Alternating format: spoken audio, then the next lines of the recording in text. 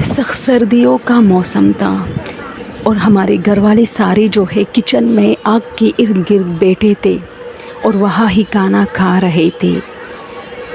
باہر امی نے آگ لگایا تھا لکڑیوں سے اور اس پر کچھ پانی رکھا تھا تاکہ پھر نماز پڑھی جائے گرم پانی پہ وضو کرنے کے لیے۔ میں وہاں بیٹھی تھی اسی آگ کے سامنے، کیونکہ میری جگہ کچن میں نہیں تھی، مجھے ٹھنڈ لگ رہی تھی۔ اچانک مجھے فیل ہوا یہ چاند کی 14ویں والی سچویشن تھی، بالکل پورے ہمارے صحن میں جو ہے چاند کی روشنی پڑ رہی تھی۔ یہ رات کے 8 بج رہے تھے اور سردیوں میں ویسے بھی 8 بجے ایسا لگتا ہے جیسے رات کے 12-1 بج رہا ہو۔ اچانک میں نے دیکھا ایک لمبی عورت اسی طرح اس چاند کی روشنی میں مجھے نظر آئی، ہمارے کمرے کی طرف گئی۔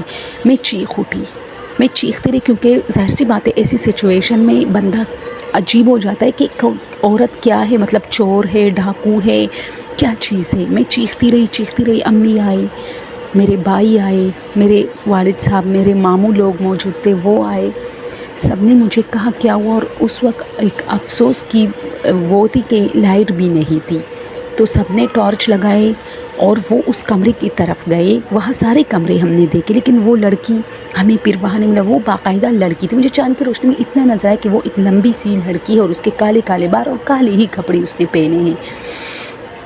وہ مجھے غضبناک آنکھوں سے دیکھ رہی تھی۔ پہلے مجھے سمجھ نہیں آ رہا تھا لیکن اچانک مجھے ریئلائز ہوا کہ یہ کیا ہے۔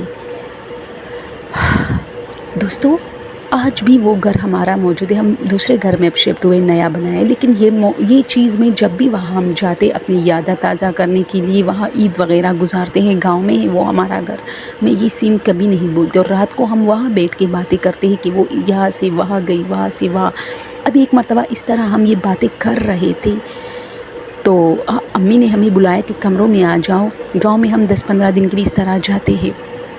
ہم لوگ کمرے میں گئے کچھ کھانے کے لیے تو میری ایک کزن پیچھے رہ گئی، وہ چیختی چلاتی رہی، ہم سب باہر آئے کہ شاید وہ ایسی ہمیں تنگ کر رہی ہے، ناٹک کر رہی ہے۔ وہ رو پڑی کہ میں نے کوئی چیز دیکھی ہے جو کمرے کی طرف گئی ہے، اسی کمرے کا۔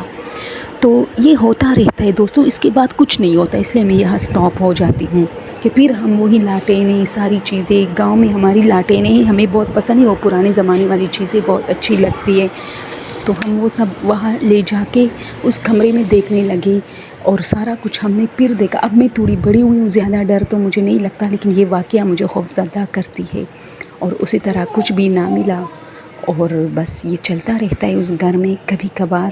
اگر آپ لوگ کوئی اسٹوری پسند ہو تو آپ لوگوں سے ریکویسٹ ہے کہ پلیز میرے اسٹوریز کو شیئر کرو تاکہ مجھے تھوڑا سپورٹ ملے۔ Thank you so much.